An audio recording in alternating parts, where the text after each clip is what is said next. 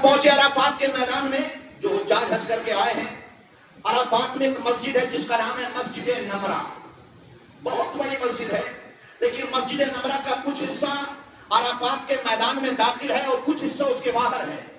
جو لوگ مسجد نمرہ کے اس حصے میں بیٹھ کر قیام کرتے ہیں جو عرفات میں، ان کا حج ہوتا ہے،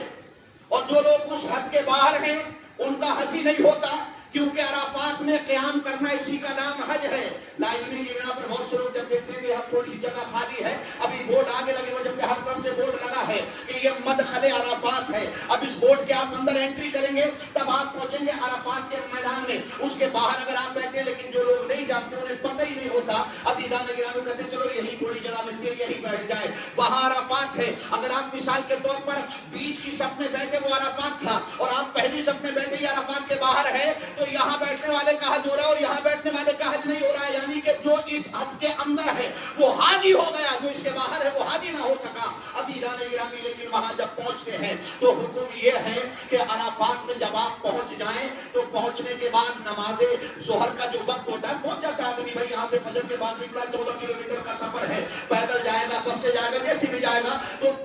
میں سمجھتا ہوں 2 گھنٹے میں پہنچ ہی جائے گا، پہنچ گئے ظہر میں پہنچ جائے گا نا، برحال کلو نہیں 3 میں پہنچے گا، 4 میں پہنچے گا، جی پہنچ گیا۔ مگر دیکھیں مصطفیٰ جان رحمت صلی اللہ علیہ وسلم جب حج کرنے کے لیے گئے، حضور عرفات میں پہنچے، نماز کا وقت ہو گیا،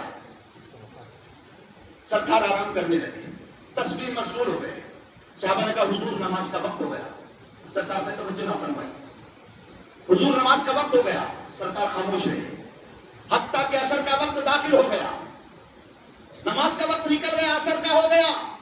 اب جب عصر کا وقت داخل ہوا، حضور نے فرمایا بلال اذان پڑھو، بلال نے اذان پڑھی، اور پھر سرکار نے ایک ہی اذان سے وہ دونوں نمازیں ادا فرما لی، ظہر بھی پڑھی عصر بھی پڑھی۔ اللہ کو مصطفیٰ کی ادا پسند آ گئی، اللہ نے دنیا کے سارے حاجیوں کے لیے یہ واجب کر دیا کہ جب عرفات کے میدان میں جاؤ تو ظہر میں ظہر نہیں پڑھو گے، عصر کے ساتھ ظہر